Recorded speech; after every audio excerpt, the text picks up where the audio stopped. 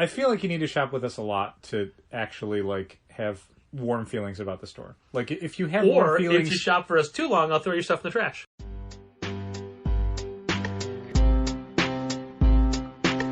Come on and visit for any occasion. Don't keep patting down waiting. Comics and conversation. Keep the conversation moving along. Keep reading comics, keep your local store strong. If it's hard, then it's a job for the challengers. Comics and conversation, y'all. From Challengers Comics and Conversation in Chicago, this is Contest of Challengers, a comics industry business podcast with Patrick Brower and W. Dale Bush. The name of this vegan restaurant was so terrible. Mm-hmm. It was... I made up a different name for it, but it was Kale Your Name. Yeah, no, I saw this recently. It's not Kale Your Name, it's something else. Is it? I'm going to look it up. Because I did see it on a map recently, and I was like, oh, gross. It's like in Irving Park. It's on Montrose. Yeah. My joke was it should be Kale Me by Your Name. That would be a good one, but they'd probably get sued. No, Kale My Name, you're right. Yeah. That's weird. Okay. I had another one, which... That is terrible name. is, I thought, terrible and offensive, but I said it in the store, and it actually got a pretty good laugh, but I will not say it on the podcast. Okay. But yeah, I thought Kale Me by Your Name was way better. Yeah, it is. And then it was when Molly Jane was in, we were reminded of that time last summer that we went to, when I was gluten-free, and since she's vegetarian, we found a restaurant called F Gluten. Mm-hmm. It wasn't called F Gluten, though. It had asterisks after it. Oh, okay. Like F this place. Sure. And we thought, oh, wow, we'll try this place. And it was a ghost kitchen. Yeah, that's right. So we got to explain to Davo what a ghost kitchen was, because they don't have those in Kentucky. Guess they don't need them. Big cities like Chicago with a lot of delivery, though. Yep. This is embarrassing, but I'll admit it. Right before we started recording, I was trying to make a Halo battery joke, and I couldn't remember the name Halo batteries. It's been a long time. Because you made a joke about Wayne Tech batteries. I did, yeah. So we got in this week a Batman the Animated Series grappling launcher. Yeah. The thing he uses in the cartoon, when he pulls out his cape, holds it above his head, shoots out a grapple, and like propels into the sky. Ascends from the ground. And we got a couple of them in, and they're like, oh, this is neat. I want to see what it's like, because it does stuff. Mm-hmm. And in attempting to get it out of its plastic package, I broke it. Yeah. So it's like, all right, well, I'm buying that one. So specifically, it broke one of the prongs off of the grappling hook. Mm-hmm. It still fires. It still works. But it has a recoil button to pull it back in. Yeah, to retract the grapple. A retracting button. But it needed 3 batteries. The weirdest sized batteries I've seen in a while. They were LR1s. Yeah. 1.5 volts. Yeah. It's like if you took a AA battery and cut it down by a third. It's an incredibly weird battery in general to have power a mass market item, because you had to order these batteries special. Like, we went to Walgreens just to get batteries for it. They didn't have them. They don't stock those. No. Like, that's insane. Like, we'd have to go to Batteries Plus somewhere. Why would you build and design something that doesn't take AAAs or watch batteries or AA's or something, a 9-volt? We did discover at Walgreens quadruple A's that I didn't know existed. Why the weirdest batteries that you cannot get at, like, a local pharmacy or grocery store? For a mass market toy. Yeah. Real weird. Feel like you should have bought, like, a bunch more batteries and we should have sold them with the grapple guns. Yeah, that's probably not a bad idea. Only you saw these, they didn't come packaged. Like, you thought I opened them. Sure, but we could just, like, put them in, like, a little plastic bag. And they come in a little envelope thing. But Dow made the joke that he asked if I ordered them from Wayne Tech. Mm-hmm. And I said, no, I bought them from, what's the Wildcat battery company? Halo. And Dow said, Halo. And the gimmick with Halo batteries, Dow? They last forever. You only buy them once. You buy one battery, that's it. I mean, one battery for thing you need, not just one battery for anything. Correct. Like, you would need one car battery. Yep. And then, if I recall, Matt Fraction did a pretty similar Stark story like that for Iron Man on his run with Salvador LaRocca. Oh, I really don't remember that. Stark Energy, whatever his company was called. Probably. I honestly don't remember. Yeah. But anyway, that's just one more example of my ever-waning faculties and memory. Not Wayne, Halo. Oh. My ever-haloing faculties. There you go, better. I think it's fine. That's a book that hasn't... I mean, that storyline came out 20-something years ago. Yeah, but I loved it. It was good. It was really great, good. I loved but it. Was it Dustin Wing, right? Dustin Wing, yeah. You're doing line art, not painting it. Yeah. But that's the sort of thing that it's okay for your brain to sort of shove out in favor of new, more pertinent information than a... Like Charlie XCX lyrics, got it. Yeah, exactly. You know a lot of Olivia Rodrigo lyrics, too, so it's like, okay, that's cool. That's more important nowadays than Joe Casey comics from an imprint that no longer exists. Right. So, today was Friday. Correct. And we had... the UPS guy needed to make multiple trips into the store. Golly. Yeah. Well, I mean, a lot of it, luckily, was Southern Hobby stuff that I'd put in the system earlier, although one I just, for the life of me, could not find. Yeah. So I had to recreate it. Okay. But it was neat because we got the Thor Love and Thunder action figures already. Cool. How are which, fine. Yeah. Ironically, they were just on the Diamonds new to order this week. Mm-hmm. And because we have a tendency as a store to double order by accident sometimes, because we placed so many Hasbro orders with Southern Hobby a year ago. Yeah, for all of the various Hasbro releases, G.I. Joe and Transformers and Marvel Legends, we do the bulk of those a year in advance. Like once a year we do an order with our rep at Southern Hobby where we do not get a spreadsheet, we do not get images, Photos. we don't even get like descriptions of what's in cases. It's literally just him reading off a list that they're getting from Hasbro where it's like Eternals Wave. What's in it? No one knows. Or Avengers Wave. Or even stuff where it's like not even tied to a movie where it's a Spider-Man Wave. What figures? Dunno. No, so we never know the figures, we never know any of that stuff. Yeah. And we talked about that before, but one of the things Southern Hobby does is things get eliminated from their system very quickly. So we went to look up these Thor figures to see if we had any order from Southern Hobby, assuming we did, and there's nothing in the system for them. They don't exist. So we're like, all right, fine, we'll order these from Diamond. Literally 5 minutes after we'd committed that order, we got an invoice from Southern Hobby for this week's stuff, including cases of the Thor Love and Thunder figures. Yeah, as soon as we had already finalized our order with Diamond. I mean, we could probably try and email Diamond and be like, hey, please cancel those, but I don't. It's fine. Yeah. It's fine. Speaking of that, you know what else we got in today? No. 4 copies of, and I won't say what, a very specific book that I'd ordered for me, and then it was out of stock everywhere, so I went and bought it elsewhere. Okay. And they came in today. Got it. Yeah. They'll sell. It's Yeah, fine. I'm not worried. It's just like, God, Genie's just like, That is really fun. can you return the ones you just bought online? No. Probably not. So we ordered those other figures.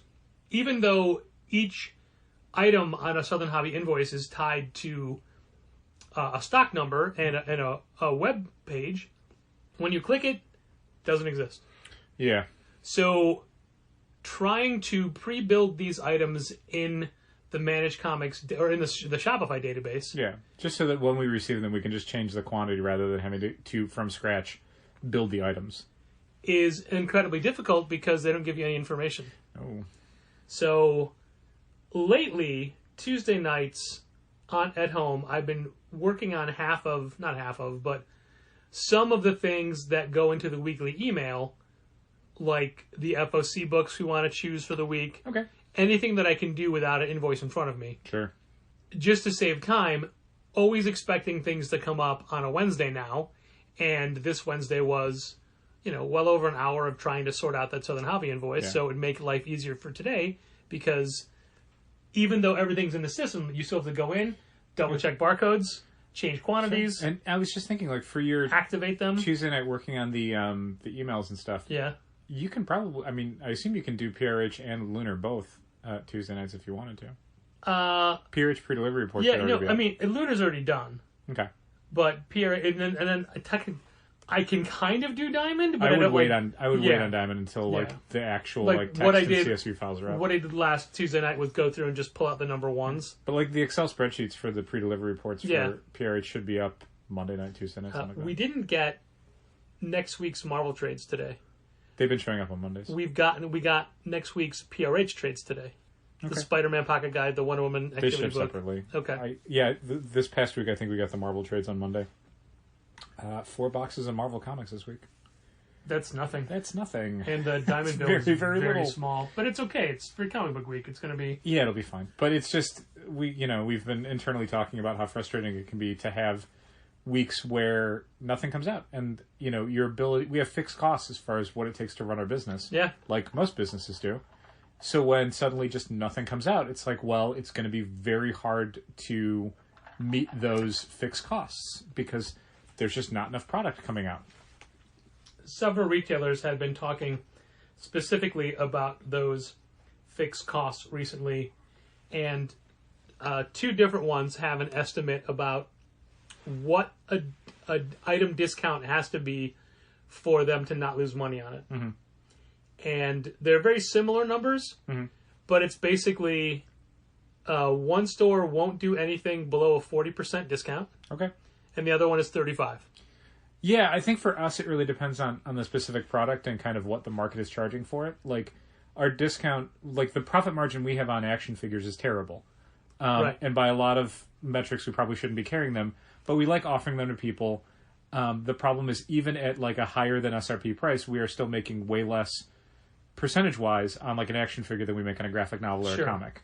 So like what we would carry a comic for, like what we would reorder it at, like what a vendor needs to give us as a discount for us to even stock it is a much higher discount than we would necessarily have for like Marvel Legends figures, let's say.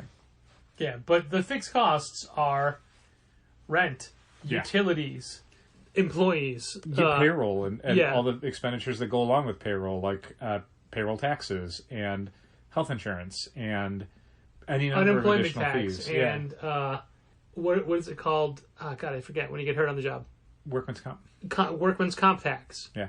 Like all of those things. It's not just the cost of the payroll. Yeah, there's a lot. I mean, just like any business, there's a lot of expenses that go into it that you maybe don't even think about when you're, designing a business, but then you start running it and you're like, oh, we need all these extra things. Like, there's a lot of weird things where just suddenly it's like, oh, we need like these internal supplies like customer bags or printer paper or ink for the printer or register rolls for printer. Yeah, or, rolls of paper towels or all these little things. And it's not huge expenses, but they all start to add up. When we go to... Post-it notes. Well, we have to like print... Scotch tape. Print flyers or internal signage. And that's, trips to FedEx that cost money. So it's all that sort of stuff. And yeah, I mean, all of that has to get paid for within whatever your profit margin is for the stuff you're carrying. So it gets frustrating when you see stuff from like McFarlane Toys that Diamond is basically asking you to live with a 15 to 20% profit margin. It's like, I would never do that. That's insane. No, we keep getting new McFarlane Toys in, but we ordered them a year and a half ago. Yeah. And finally getting those 3 Jokers. We are not carrying 3 Jokers. We're not ordering any new ones, and there's a ton being offered. It's like, no, we're not getting those. Blackest Night was all the figures that were on new to order today. Really thinking about that Cow Rainer figure. Yeah? Okay, well, the discount is shit. I wouldn't even order it from one of our vendors. I would order it from like Big Bad Toy Store. Oh, gotcha. Because even our wholesale cost is terrible. Yeah. I'd be better off just paying retail. And also, like, if we were getting it from Diamond, we would need to order a case, and I would never do that. And also, it's 7-inch scale. I don't need that. What did you think of that Katie Bishop statue today? The Bishoji one? Yeah. I like Shinya Yamashita a lot. That's not one I would get, but I think it's a great design. Is it the same person that did mine? Mine are all hidden by a thing. Yeah, did the Ms. Marvel and the Squirrel Girl. Okay. And the Thor, yeah. It's the same scale. 2 separate times, I'm like, I clicked that, like, hey, I'm going to open this, and then I got distracted by something else and had to go look for something else. Yeah, the only one of his that I currently own is the Batwoman statue. Okay. The Batwoman TV show got canceled today, by the way. Oh, did it? Yeah. Oh. There was a point where we had 2 hands-on customers who each had questions about, what about this? Can I order this? I wanted to get this. And then so many people missed Batman Beyond the White Knight #1 that they've already sold out of the second print. Yeah. And they're doing a bumper edition of 1 and 2. Yeah, which we'll probably have to get. I mean, we're only getting... Because we ordered the reprint of issue 1 around the time we were FOCing issue 2. Yeah. And I think at that point, I don't think we'd even gotten issue 1 in yet. Because ours were delayed a week. Yep. So it was just like, all right, like, I guess we'll get a few extra because, maybe we'll sell out. And now I think we have at least, like, 2 special orders for that. So we're not going to have a lot of copies going to the shelf. So there was a club member who was in, so I had them not buy number 2, pre-order the bumper edition, and I put them down for that. Okay. And just like the Night bumper edition, Batman the Night bumper edition is coming next week, but we're getting like 2 copies. But I didn't look to see how many 1s or 2s we still have, if any. 1s, I doubt we have any, but 2s, I don't know. I mean, I think they were returnable, so I'm not sure what we ended up keeping for either of those. That's a series that we were very optimistic about, and the sales are like a Batman miniseries. Yeah. Yeah, regardless of who's doing it. Yeah. Batman miniseries don't reach the heights that we would expect. I mean, them to. look, relative to like DC projects in general, they sell great, but they definitely have a ceiling on them because there are so many Batman miniseries. Too many, one might say. Oh, I did. I just said it. You did just say it, yes. I feel like this is a good way to segue into a topic that I've been discussing with our good friend Mitchell Davies. Mm-hmm. He was very curious as to our thoughts on FMP, Frank Miller Presents. All right. And this is literally what I said. Out of touch old men making comics for out of touch old men. Yeah, I can't say that I'm necessarily excited about it. Like, within the last 2 weeks, I'm definitely way more excited about Flavor Girls. Oh, yeah. From Archaea. Flavor Girls looks great. That looks great. I'm super excited about that. The universe of Frank Miller comic books, not as excited. So they're doing a sequel to Ronin They now. are. They are and doing I a don't know sequel if to you Ronin. remember this, but I was a freshman in high school when Ronin came out, and Ronin was a very eye-opening experimental book in my eyes. And it was a book that I thought, at the time, 1982, 1983, because I can't remember if it was summer or fall, it definitely pushed the boundaries of what a comic could be. Sure. Now, 40 years later, I don't give a shit about Ronin. No, it's definitely more of a curiosity. I don't think we get a lot of people who are just like, I heard Ronin was really good, so much as people who are like, I'm just trying to fill in all of my Frank Miller catalog. I was only in it for the Lynn Barley colors. Yeah, it was... I don't know if she colored it. I assume she did, yeah. But I also never in my life said, what happens next? It ended. The end. Yeah, what happens next is he does Dark Knight Batman. Returns. Yeah. Yeah, I mean, that's the sequel to Ronin. Yeah, I mean, it's interesting historically for being, like you said, kind of envelope pushing as far as like North American comics. And a lot of that was because it seems like it was Frank Miller trying to emulate a lot of what the European creators were doing. Yeah. Even a little bit of the Japanese creators, I feel like there was some of that in there. Sure, I mean, with Ronin, I mean, yeah, a lot of the material is very, like, Japanese culture. But, I mean, it seems like he was trying to be like, how would Mobius approach this, Yeah. Yeah, the idea of a Ronin 2, I mean, there's people who want to buy it, and there's people who want to order it, and I don't know that I feel like I would say we're not carrying that so much as, like, I don't necessarily care about promoting it, and my shelf copies are going to be kind of minimal because I don't care if we don't have it. To me, this is the same thing as Burger Books or Shelley Bond's universe. It is... Black Crown? Black Crown, yeah. It is just books for a very select, tiny audience. Yeah, it's definitely a nostalgia play. Did you ever read Sin City and say, this is great, what if it was a Western? No, I, like a lot of people, my era of enjoying Sin City was when I was much younger. Yeah. And then I never thought about it again.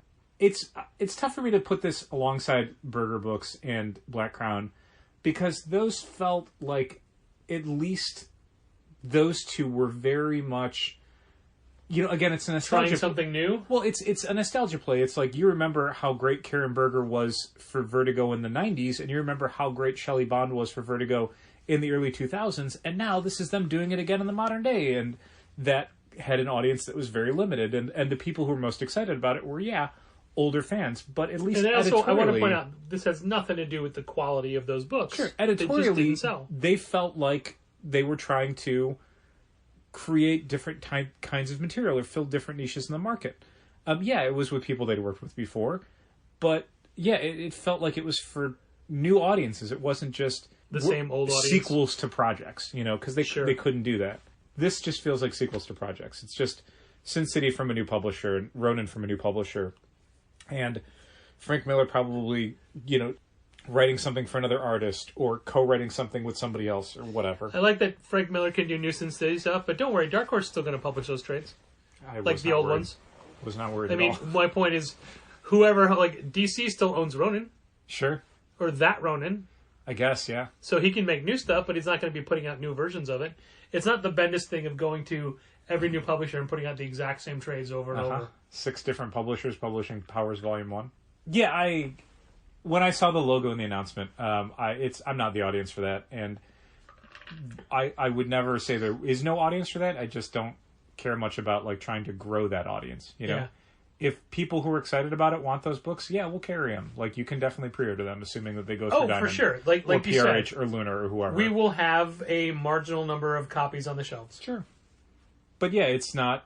we're not going to go out over to promote it. We're not going to order a ton of copies to try and hand sell it. And if they stop selling, we're going to cut them off for the rack as fast as we can. It's fine. Right at the knees. Sure. We need to cut so many things off. So many things. Even when you being me in this situation, but it was a general you. Even when the general comic book employee at Challengers looks at the shelves and you feel like, all right, I know what this book is doing. I know how it works. And then 2 months later it changes and you're getting stuck with a ton. It's like, no, but we were just selling this much. It's very weird, especially for a lot of the Marvel number ones that we get in where, you know, you're ordering issue 2 with maybe a week's worth of sales, maybe no sales whatsoever. And it's difficult to say, like, okay, how much of that audience is just speculating? Like, do people really care about this, or do they not? And then you find out with issue 2 of What If Miles Morales, oh, they were just speculating. Yeah. Which, even that doesn't make sense to me, because it's like, but okay, the same speculation rules still apply to number 2. This is Miles as a Wolverine. Why is Miles as a Captain America speculator-worthy, but Miles as a Wolverine, no one cares. Like... And no one cares. We have so many left of issue 2 of What If Miles Morales. And all we did was try to get up to, but not equal, what we did for number 1 of Miles. And, I mean, maybe a dozen people were like, no, thank you. Only wanted issue 1. Yeah. Yeah. Peculiar. I don't know. And, you know, for technically, aren't they all number 1s? But it's a series code? Is it number 2? It's a 5-issue series. Yeah, and so this is everybody playing into Marvel's hands. I guess, yeah. Where we beg them for series codes or things like this, make it a series, not a series of one shots. Yet suddenly it would probably sell better as a series of one shots. It probably would have, which would be fine if they just left it as a series code. That would be nice. I don't know how that would work though. Like, I think part of the problem with series codes and stuff is that when you have a series code, but then the issue is still a number 1. Yeah, systems don't understand that. Like, as far as the system's concerned, you got issue 1 of that series already. I don't know. I don't know anything about how these things are made, but it's a programming like challenge. You should be able to. So long as it has a series code, it shouldn't matter what the title is or anything like that. Well, that is very much a problem for like Managed Comics to solve, where it's because this is going to keep being a problem in the industry as publishers release things in the weirdest possible ways, like Worlds Without a Justice League, Superman, and then Worlds Without a Justice League, Batman, and Worlds Without a Justice League, Wonder Woman, and Ms. Marvel and the Avengers, and Ms. Marvel and Moon Knight, and Ms. Marvel and the X-Men, where it's and like... Moon Girl and the same people. I think it's just a one-shot. Moon Girl? I think so. I think it's 3. They don't mention that in the solicit text. Maybe you're right. But yeah, it happens very often, and it is... like, the amount of people this week alone who are in comic shops across the country saying, hey, I thought I was down for Hulk Grand Design. You were not. You were down for Hulk Grand Design Monster, which was a one-shot, not Hulk Grand Design Madness, which is a second one-shot, even though it's part 2 of a 3-part story. Yep. Because Marvel decided to make a 3-issue series, 3 individual issue 1s coming out on a monthly basis, which is psychotic. Especially since this is the 3rd of their Grand Design series, and they didn't do it this way for either ones before it. Those are just 2-issue series. Yeah. I think. One of them was 3 2-issue series. One of them was 1 2-issue series. Yeah, baffling. I don't get it. But along the lines of things that Managed Comics has to do is a thing that they just did, and we forgot to mention it last week, a thing that we had been missing since we left. Is it sending out subscriber emails? Diamond Pull Box. It's the functionality of sending out weekly subscriber emails. Yeah, well, so we've been using that for 2 weeks now, and I think I'd mentioned to Brian at one point, because we'd gotten a couple emails from customers who were very excited to see that come back. And I passed this along to Brian.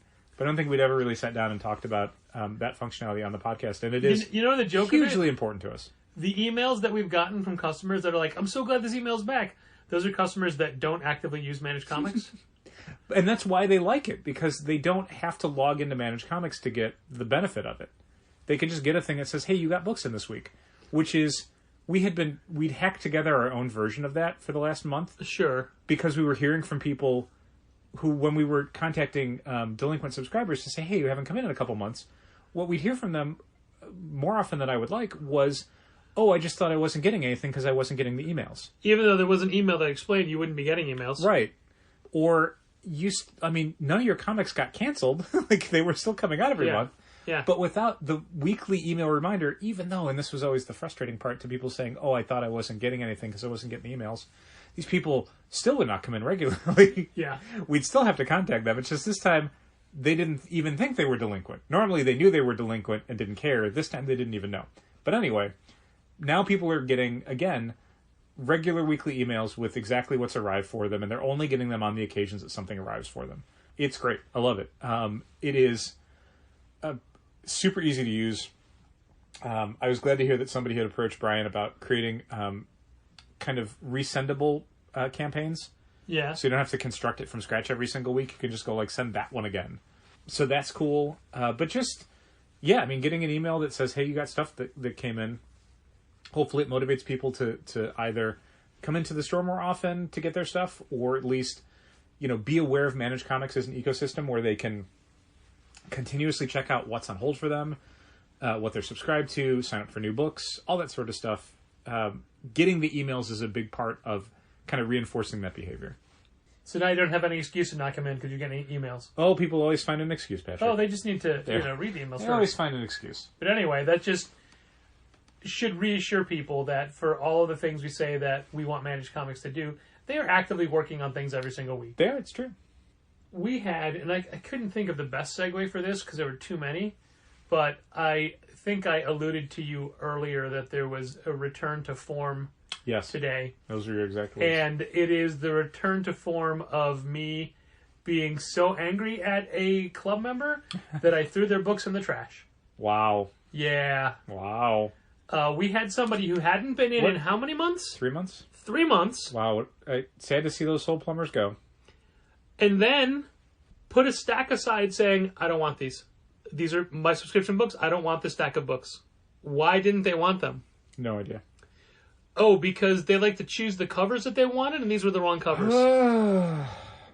I think they might have been doubles where they had a subscription, but also then shows the pre-order cover, that cover, that Which cover. we specifically told people, if you're doing that, you've got to switch to pre-orders. Oh, yeah.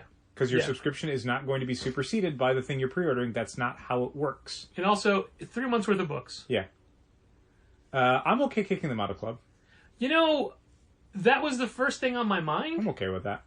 I just wanted to say, hey, you know what? That's 2 strikes and I don't need a third. This isn't working out. No. Maybe you need to find a store that better serves your needs. Yeah. Because Gina specifically said, I know for a fact you've told them that exact same thing We before. both have. Yeah. I know exactly who it is. Oh, I know you did. Yeah. Yeah. It has been consistently delinquent. Needs us to contact them all the time, and then it's takes a month to show up. We have specifically told them, do not pre-order additional covers. If you're subscribed to it, get rid of the subscription and then pick your covers. Yeah, these are both recurring problems that cost us a bunch of money. Yeah. No, not worth it. Not worth it. And we had just had previous to that, we had a customer who had a book that they were asking to not get because of a specific situation. And they and I talked about it and came up with a solution that was not mutually beneficial, but okay. Mm-hmm. Something that, fine, we'll do this time. Yeah, if you want to send that first person an email that says, hey, we're done with this, I'm totally fine with that. It's so weird to hear you say that. Because usually you're the voice of reason. I mean, you could say this is reason. I think this is, yeah. I mean, normally, I am very, I understand why they're doing it. I don't want to, I despite how angry we sound on the podcast, in general, I try to bend over backwards to make, subscriber relationships work. to work with people. That to try also and gets do very behind the scenes uncomfortable stuff. if we're in a situation where I am throwing someone's books in the trash and he's there. Yeah, I don't like being present for it. However, again, in this circumstance, I mean, this is someone who is continuously costing us money and does not seem to care about that. Like, we have specifically said, like, you cannot just say, I don't want these books. And you especially can't do it when they've been sitting here for months. And then they did it again. So it's like, cool, so this is just completely disrespectful. I don't want this relationship to continue. Like, do that at some other store. Yeah, at this point, I am fine saying, no thank you. Like, we had a discussion, we said, please don't do this, and you said, okay, and then you did it again. So it's like, no. No. I think we'll talk a little more about this when we're not recording. Okay. But, yeah. Yeah. There's a little more to it, but I'll let it go. Okay. But it was a, Oh, yeah, it's horrible. It kind of, honestly, like throwing those books in the garbage just like made me feel a little bit better. Sure. I mean, you honestly might as well, because for a lot of those books, it's like, We're not going to sell them. cool, this is an additional copy that we ordered for you that had a window 2.5 months ago where someone would want to buy it, and now that window's closed. Yeah. So this is garbage now. This stack of books, take the cover price, cut it in half. Those are dollars that we just threw in the garbage. Yep. That's what that stack represents. When someone says, I don't want this, it's like, I bought that for you.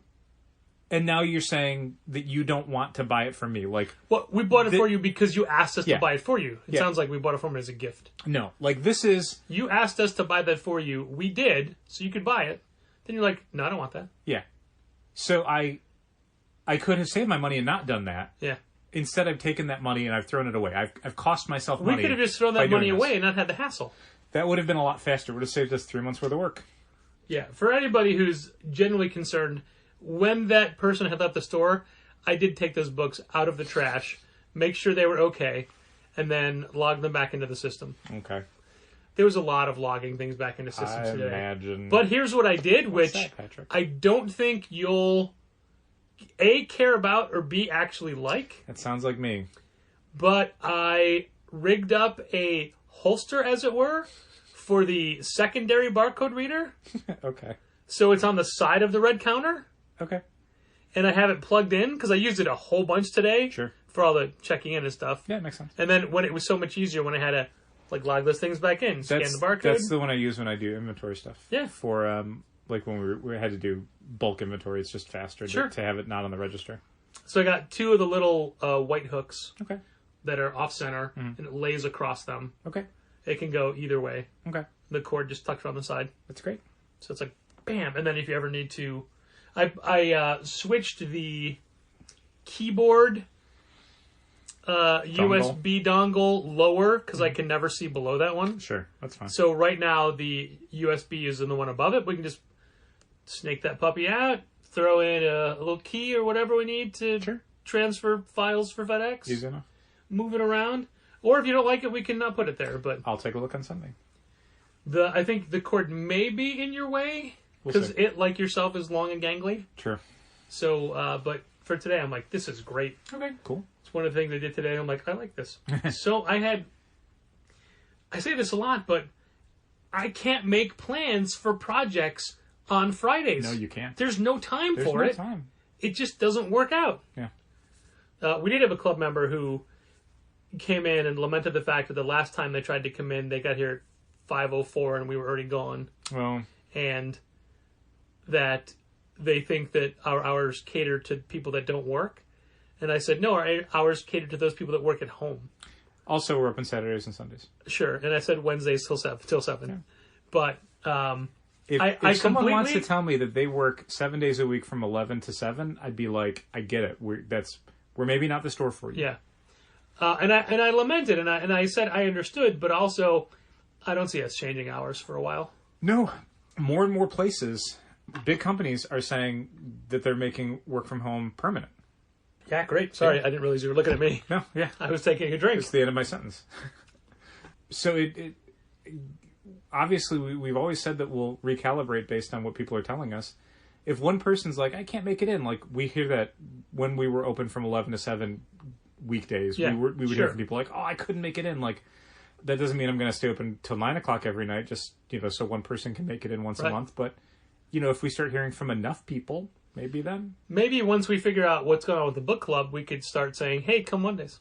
Maybe. One Monday a month. One Monday a month, we're open till 6. 6 or 7 or whatever. I don't know if they changed the hours. That was a discussion I had with Molly Jane about them moving the hours up. So has it? Oh, okay. I mentioned it to her, and then there was no follow-up because I don't care. Sure. I'd leave at 5 regardless. I mean, that's the dream. Living at 5. Yeah. It's great. Yeah. And for all of I can't get anything done on Fridays. Could if we were open till 7. Yeah. As it is, there's something I want to get done before Free Comic Book Day, and I can't. I may have to stay late tomorrow. Sure. But it would then require reassembly from you guys on Sunday. Because it's the painting job. Oh, sure. So I can't paint and then put everything back. Yeah. Or maybe I do it Tuesday night and we can fix it Wednesday. I don't work Wednesday. Same thing.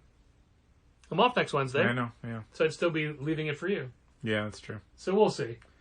I mean, I'm not asking, all you have to do is hang the clocks back up and then put the signs up, and I've already put the... Would I have to put the nails up too? I would just paint around them. Okay. They'd still be there. Or, I mean, I could paint it, but put the nails right back in. Okay. But I already put the double-sided adhesive, the little squares, on the back. I just didn't peel them off. Sure. So that's all good. Okay.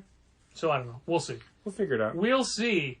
The new Mega Ladder was bought with painting in mind because it has a special railing that can hold the paint buckets, and I bought the paint bucket to hold it.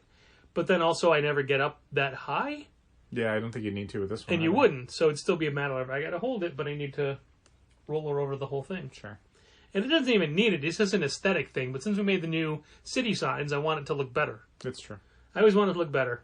It's a new month, and it's now time to thank our Patreon supporters, including our annual patrons, Becca Hilburn and Joseph Coco, Bren Helt, Dal's mom, Diane Bush, Jose Villagomez, Josh Crowley of Westfield Comics, Michael Romanenko, Mike Loveday, our patrons who have created their own tier, Andrew, Drew Troit Comics, Aaliyah, Christine McChrystal, Bridget K. Neville, Chris Burton, our other generous patrons from the Say My Name pledge level, Arun Singh, Ben-Hur Benedict Calaguas, Bradley Rader, Braden, Manage Comics Own, Brian Garside, Christopher Haith, President of the Brian Garside Fan Club, Django Boren, Drew Triner and Ashley Edwards, Challengers Reservist, Fallon Mackerline, my brother George Brower, Heidi D, Jacob Sorelli of Kamikaze, Jason Wood from 11 O'Clock Comics, Jay Johnson, Josh Trigg, Mark Hammond of Aw Yeah Comics, Margie, Keith, Logan, and Malcolm Springham, Marcuson Nasso, Matt Armstrong, our bestest wrestling watching pal, Michael Lee, Mitchell Davies of All-Star Comics in Melbourne, Australia, Morgan Kaiju Perry, Nick Baldwin, my longtime pal, Robert Burns, Ron Payne, Ryan Alcock, Ryan Hecht, Sean Bowers, Tad Eggleston and Johnny Williams, Thomas Nagovin of Century Guild, Walt Grogan. And if you want to hear your name thanked on this very podcast once a month, head over to patreon.com/challengers and pledge at the $5 Say My Name level. And a big thank you to all our other patrons at the various other pledge levels. Do you remember we used to have flat grid wall shelves that we would put stuff on? Sure. Where are they? No idea. They might be in storage. I don't know. So I had an idea for. And I'm not talking about the prints, the ones we used to, the print towers we built. No, you're talking about the ones that we would do for the T-shirts. Yeah, exactly. I was going to say the T-shirt ones, but I thought that might confuse you with something else. I think we got them from a T-shirt company. Yeah. I think. Yeah, and they were for T-shirts. They were when we did that little triangle at the end. Yeah. I'm like, I need to find one of those because I don't know if it'll fit what I wanted it to do, but I had an idea. Then I'm looking all over, and then I'm like, they might be in between the bookshelves. Mm-hmm. So I peek. I'm like, there's some down there. So I go to swing the door open. Do you know how much easier it is when those are manga shelves? So much easier. When it is crime, it was so heavy. I got it open, found out, oh no, these are the 2x2s that hang on grids on 3 sides. Right. Actually, just 2 sides. That's not what I need. It won't fit. And then getting it back was literally painful. Wow, that sucks. Because it was so heavy. And I'm like, sure. I'm not taking everything off this just to move it. And as it is, it's still like a 1/4 inch off. Like, not doing it. That's as good as it can get. What's not as good as it can get, thank you, is the way we get our billing from the major distributors we've talked about numerous times, Penguin Random House, Simon & Schuster. But this story is specifically a Simon & Schuster story, and also I have not been taking notes. Oh, no. What's the last thing I wrote down? Let's double check. Cyclical sales. Don't even know what that means. Oh. Let's write down S+S. My abbreviations for today are all not going to make sense. What were we just talking about? What? There was a whole section that, you know what? They listened. They know already. They just listened to it. So as you may recall, dear listener, we get paper statements from Simon & Schuster monthly that say, hey, you owe us this much. And here's 61 line items to prove that. And also none of your payments show. And that's, again, the same way for Penguin Random House. But for Simon & Schuster, at least PRH can email it to us. Right. Simon & Schuster, it's only a paper email. No way to do it online. But for the last couple of weeks, we've been getting ones that say, hey, this is now X number of days past due. It's delinquent. Seriously delinquent? Well, no. I'm building up. Okay. Because first it was delinquent, then it was very delinquent, then it was seriously delinquent, and the number kept raising. And after the first one I got, I'm like, it's $34. Who cares? Then it was like, oh, it's a couple $100. Okay, well, I feel like I just paid you, so let me throw another $1,000 at you. Then we get another one that's, you now owe $2,000. I'm like, how is it? I know I've just paid you at least $2,000. Mm-hmm. So I call our credit guy, or whatever. Every distributor, we have multiple reps for different things, and it's a little annoying. Yeah. So anyway, they finally called back, and basically, it's a known problem, and it's their bank's fault. They use Chase. Oh, you know what? When I, in my head, was going to talk about this whole situation, I was not going to name the distributor. Oh, well. And I already did. You did. And then I was going to not name the bank, and you just did that. I did. Yeah. So, because I feel like maybe part of it's stuff that shouldn't be talked about. Okay. It's too late. I'm not editing it. Okay. So what had been happening was, since I send electronic payments from our bank to them, I literally think our bank has to physically send them checks. Okay. Like, our bank physically sends checks to a couple of our vendors. Sure. People that don't have a ACH department or whatever. Right. And there's a very small memo section, so it just says, Challenger's account number. Right. That's what I put. Okay. So they would get these, and their bank says, okay, this money goes to, Challenger's paid this. So it goes in as Challenger's paid this amount of money. What it doesn't do is say, okay, here's all their open invoices, and apply it to those invoices. Yeah.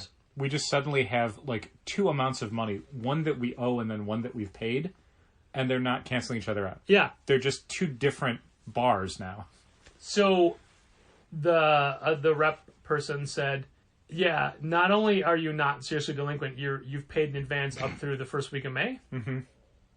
Because I just throw money. Right. So because they keep telling you haven't paid enough, so you keep paying and we're more. Seriously delinquent. And the last thing, and I know Simon Schuster isn't that big of a deal. Like if Penguin were to say, we're not sending you books next week, we'd be like, oh no, we're in trouble. Bad. Yeah. But you never want that to happen. Yeah, so it's just we a matter certainly of, want to take care of our financial obligations, yes. But then again, it's like, there's so many open invoices. Oh my God, Dad, we closed another one today. We closed another purchase order. High five. Yeah. And it's so great when you look down that right-hand column. It's got two colors, like a greenish yellow and a red. Mm-hmm. And the red are when it's like, oh, you filled 31 out of 31 items. That's great. We've got two closed ones. It's amazing. We're talking in Stocky?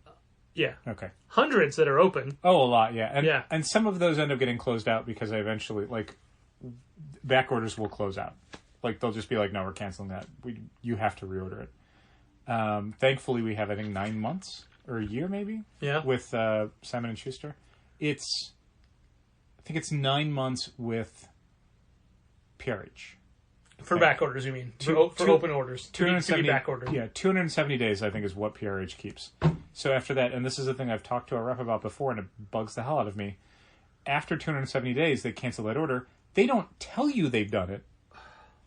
And you don't know that you need to reorder these books. Well, that's the thing. It doesn't mean that they're never going to get it in. It just means that the order is too old for them to keep it open. So it could be something they could get in next week, and they've already canceled your order, and you don't know about it until you start to look in your system, and you're like, wait, why didn't I get this? And then you go to look at that order, and it's like, oh, here's 3 or 4 things that got canceled. It's frustrating. So every month or so I have to go into PRH and also Simon & Schuster and Hachette to look at old orders and be like, what are we not getting anymore? I will say that for all of its flaws, one of the things that Comic Suite used to do was when an order was canceled, mm-hmm. it would free it up in your system. It would go from, hey, you've ordered this. Diamond servers would tell your Comic Suite installation that this order on this purchase order is canceled and not coming in. So you might want to reorder it again. Right. So if you had a setup in RMH to generate reorders based on needed copies, you would lose the one that would say, this is back ordered. So all of a sudden your system would say, hey, you don't have one on order, you should order it. Which frequently would then also never get filled and eventually get canceled by Diamond. Right. Or we would randomly check on, when is this going to come back in stock? Yeah. Oh, it's a green light. What? Why was it never filled? Our order is still active. How do I cancel this order so I can reorder it? That's one of the nice things about Stocky is it's way easier to make alterations to it. Like, you can confirm an order and then unconfirm it if you want to make changes to it. You can cancel items on confirmed orders. You can cancel items on confirmed orders that you've already partially received. Super easy to do that stuff. I like Stocky a lot. I wish it were a core component of Shopify instead of just something Shopify bought and kept as, like, a subsidiary product. That's super weird to me. Well, I did have a minor Stocky problem today, mm-hmm. and I was had an invoice, a pick ticket with multiple purchase orders on it. Yep. So I go to the first one. Mm-hmm. It's not there. The purchase order doesn't exist. Okay. And I thought, oh, well, it was we had 2 separate purchase orders, mm-hmm. each for the same book. Okay. Like, it was My Hero Academia Volume 13. Okay. And on the invoice it said something like merge to fill or yeah. So I'm like, oh, that must be the problem, because I go into the first one, it's not there. Second one, not there. Fine, I'll just adjust the quantities by hand. No big deal. And then there's another one. And there's another one. And these are all onesies. Okay. And I'm like, oh, I wonder if these all got closed somehow and like these just got left behind. Okay. Then the whole rest of the invoice was one purchase order, and that purchase order doesn't exist. And I'm like, okay, something is wrong. So definitely sounds that way to me at this point in the story. I do what I hate doing on Fridays. Uh-huh. And I don't care. I called Dal on his day off. I don't care. I'm happy to help. And if it's faster, I'll help. Dal answers going, ugh, what? I waited until the 7th ring, and then I'm like, final answer. Yeah. And then... Were those fart noises real, or were you just like using your mouth? I was doing it with my mouth, yeah. Okay. Wow, it sounded really... Oh, thanks, man. So, right as you picked up, mm-hmm. I solved my problem. Yay. I didn't solve my problem because it wasn't a thing that needed solving. You understood your error? Yes. Yes. Yes, I did. Uh-huh. Can you guess my error? You were in the wrong vendor? I was in the wrong vendor. Okay. Yeah, I was looking in PRH for SNS purchase orders. Yeah. Yep. God damn it. I gave you as little information as possible, and you still got it. Yeah. I've been there. I mean, I've not to that extent. I would probably the first one have been like, what's going on? Because I actually had a Simon & Schuster order show up on Wednesday that had the same thing where it was like merged order. But all it means is they basically did 2 purchase orders worth of a book on one invoice. Yeah. It doesn't mean that it's become a new purchase order or they did one purchase order double and not one the other. But yeah. Well, that one was different enough that I'm like, okay, maybe that's something. Sure. But then when it kept going. Yeah. Also, Molly Jane got in an order from PRH yesterday that had no packing Yeah, that slip. happens. So she like dug up an email confirmation for it and pulled it out and said, "Hey, these all came in, so I had to up the quantities by 1 because there's no invoice. If you get an invoice with these books on it, just be aware." Nothing. I'll need to look at that because I left it. Oh, that's fine. Okay, Yeah. was it a Stocky order or was it like a reorder? I mean, it was an email that she printed out. Okay, So I mean, I'll have to look because if it's a Stocky order, then we have to close out those items so the system doesn't think we haven't received them yet and screw up all of our reorder processes. But if it was something where it wasn't a Stocky order and it was something that would have needed to be received through Managed Comics or just through Shopify, that's fine. that's why I left it because nothing Thank came you. in today that had mystery quantity. Okay. Unlike that last time that had mystery quantity and I left that for you. Remember that one? Yeah.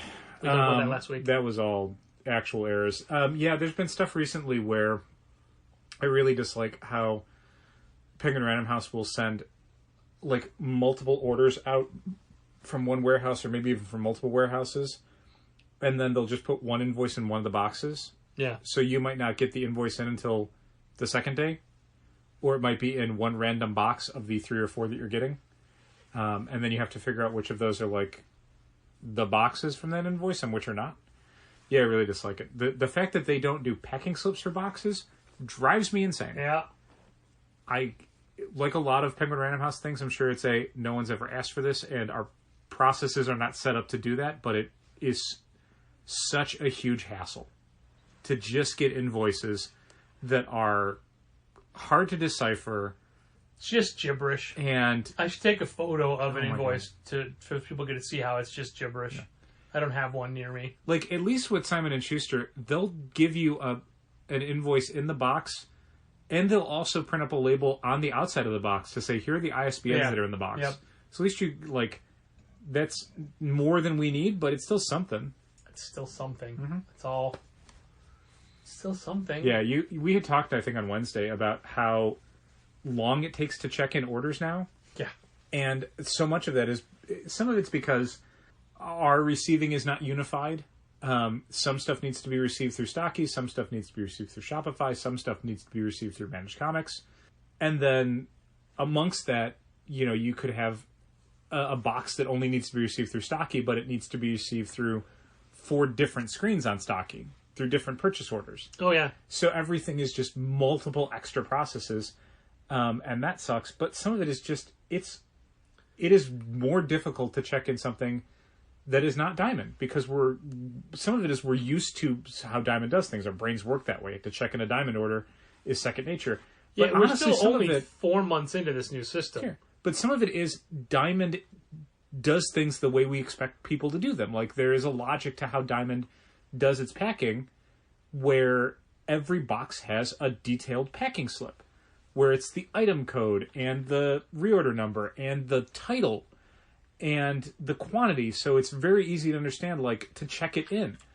I can't check in most Penguin Random House or Simon & Schuster invoices when they arrive, because I have no idea what this stuff is. It would take me forever to just be like, I don't know what this abbreviation means. It's and have all- to it's a flip puzzle. over every book to see, okay, which ISBN is this?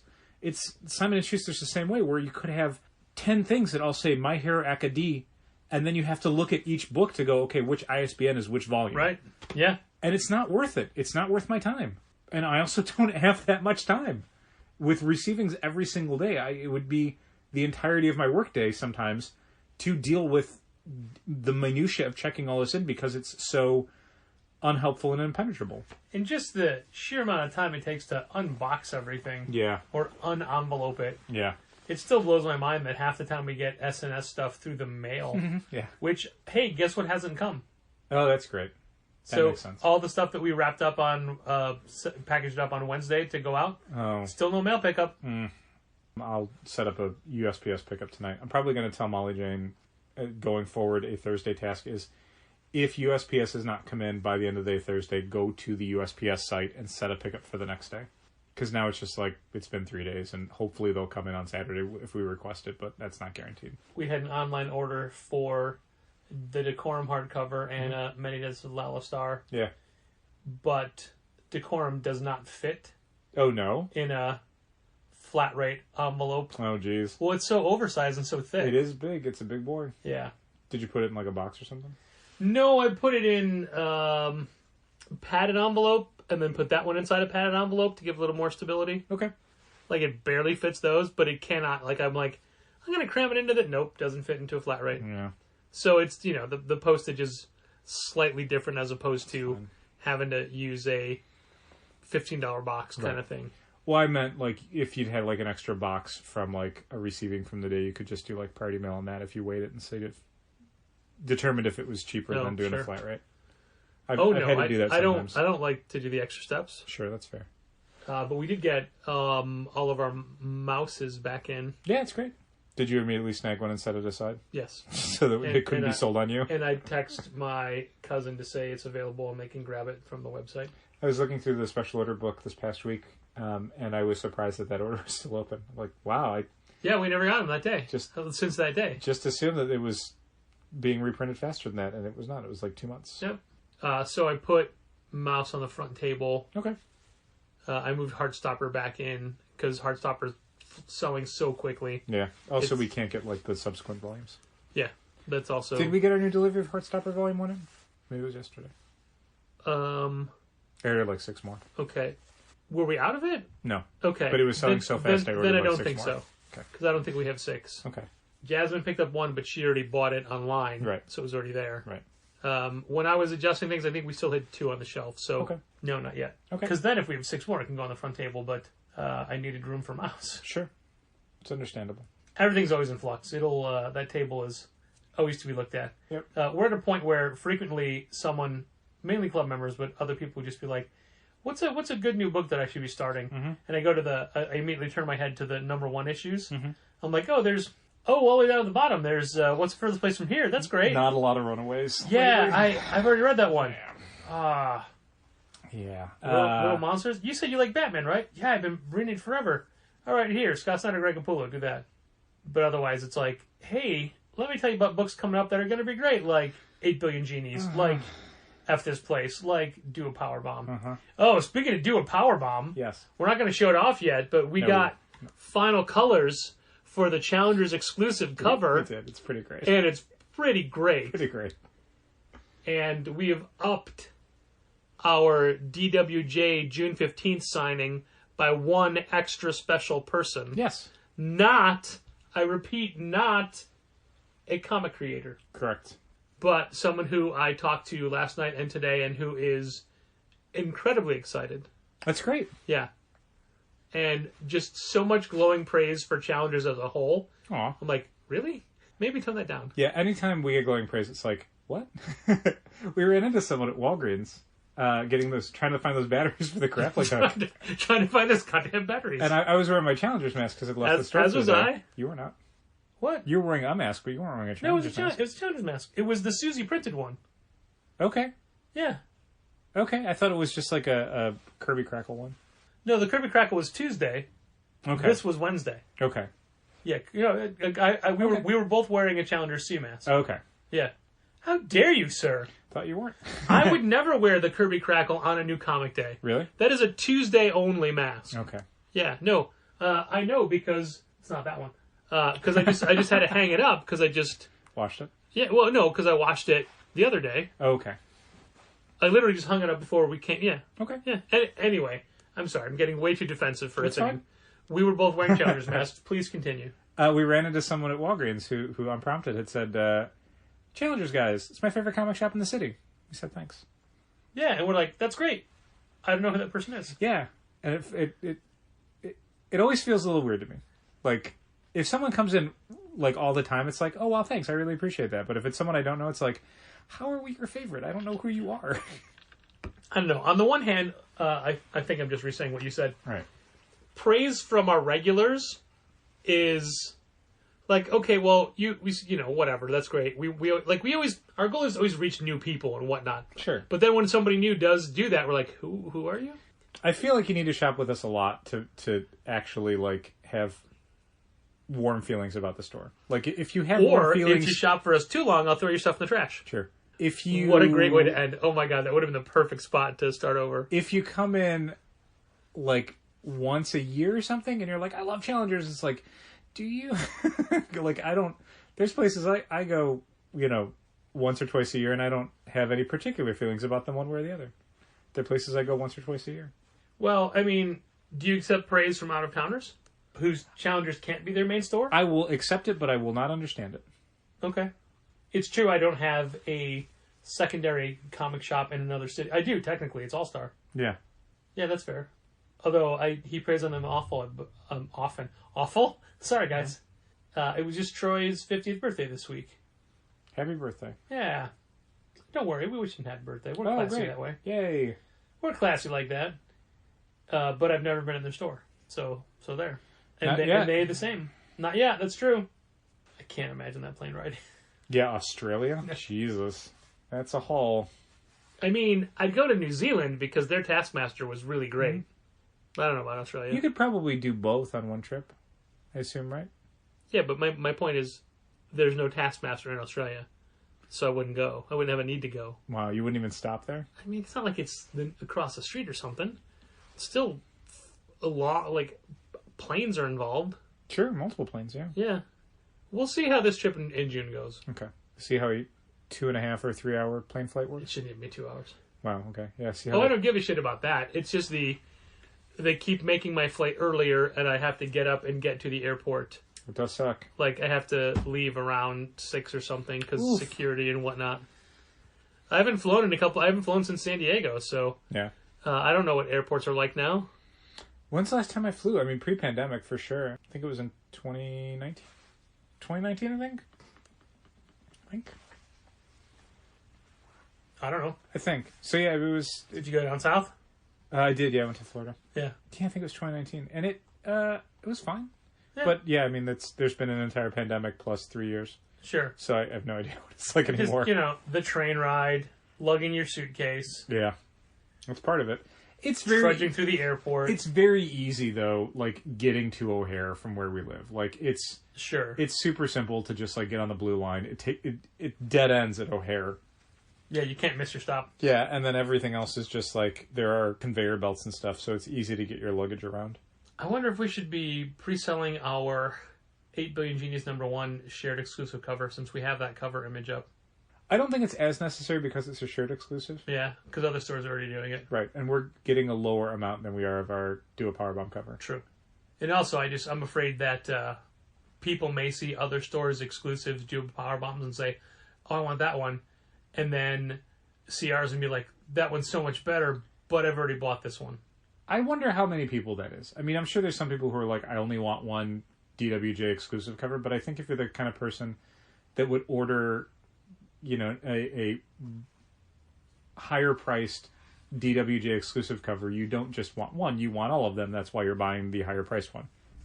So I was zooming in on that image and noticed something I hadn't seen before. Yeah. Between the upper levels of the balcony on the rim that goes around, there's a full Challengers logo. Oh, that's cool. Yeah. That's very cool. And I pointed out that I hadn't seen it. I'm like, that's great. He just put, So now it makes me think, what else am I missing? We're going to have to take a lot of looks at that cover. Yeah. A couple of surprise guests on that. Five surprise guests. It's true. On that cover. Well, 4 and an eighth. No, that counts. It counts. All right, that's good enough. I only had 2 things to talk about, plus Frank Miller, and we got through all of them. Dogs of London comes out this week, and I enjoyed that thoroughly. Quests Aside comes out from Vault, and I read the first 2, and I like the premise, and I like what the story is, just not thrilled with the art. Okay. And I read Dark Crisis #1, and I think that people that just want like a giant crisis for DC will like it because it is just that. It is it's very reminiscent of like Crisis on Infinite Earths. Okay. I mean, you know who the bad guy is. True. So yeah, but it feels like a very specific intent to feel that way. Okay. And it does. And I can't remember if I read anything else. I never read the Marvel previews because they don't send them and I don't go looking. Yeah, I looked in the box folder, and some of it's just like Knights of X2. I can wait. The box folder? Yeah, there's a link in one of the PRH emails I got sent today to a folder where you can download them. I read a PRH email today and didn't see that. Unless it was the wrong It's one. not in all of the emails. It was one of the ones today, though. We got a lot of emails today. But yeah, it's the 4 books they had. It was like Knights of X2 and I Can Wait, and Avengers Forever, but I think it's the one after the next one. Okay. So it's like I'm not reading 2 ahead. And then, it wasn't like, AXE, Day of Judgment one shot or a brand new number 1. It was other stuff, later issues. And I don't need to read previews for those. DC did offer us the first 3, or I guess the latest 3 Fables, 151, 152, 153. Yeah, that's right. But I haven't. I downloaded those. I don't have the desire to read them. I want to read 151 at least to see, if it sparks anything in me. Did you read Batman vs. Bigby Wolf? Wolf in Gotham? No. But I didn't read every Fable series. I read Fables all the way through, but I didn't read Fairest. I didn't read Jack of Fables. I didn't read the various spin-offs and stuff. There was a book I was talking about today. Oh, Flashpoint 1. Flashpoint Beyond 1. And someone was buying 0. I'm like, if you like 0, 1's already... wait. No, 1 isn't out. It's next week. Uh-huh.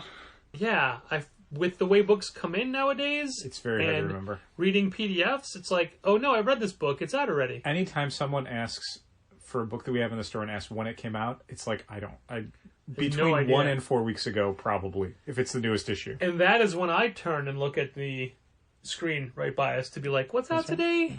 Yeah, I use that screen a lot. Okay. Yeah, who knows what's even out anymore. The weeks are so loaded and top-heavy, and then all of a sudden they're not. Exactly. Like next week. But again, so Free Comic Book Day. Yeah. Yeah. We're probably going to record next week before Free Comic Book Day, so we won't have known how it's gone. That is typical for us. That is, just because it's too much going on, and we can't... It's too much to ask to have us record after and still get an episode out on time. Yeah. But our setup would be slightly different, but most people won't even notice. No. And we've done a lot of the prep work. We have all the things we need in the store. Books are all there. Or in the, like the shelves and things and the grid wall. Yep. It's just a matter of moving everything. Yeah, executing on it. Yeah, which is always a hefty chore the next Friday. So yeah. I will definitely be complaining about that next week. Yay. So look forward to that. Thanks for listening. And keep reading comics. Also, rest in peace, Neil Adams. I just want to acknowledge it, that's all. Okay. Wasn't going to talk about it or anything. This has been Contest of Challengers. Thanks for listening. Keep reading comics. Challengers is located at 1845 Northwestern Avenue in the Bucktown neighborhood of Chicago. 773-278-0155. Keep up to date with new releases and events at challengerscomics.com. Like Challengers Comics on Facebook, follow @Challengers on Twitter, and help fund this podcast at patreon.com/challengers.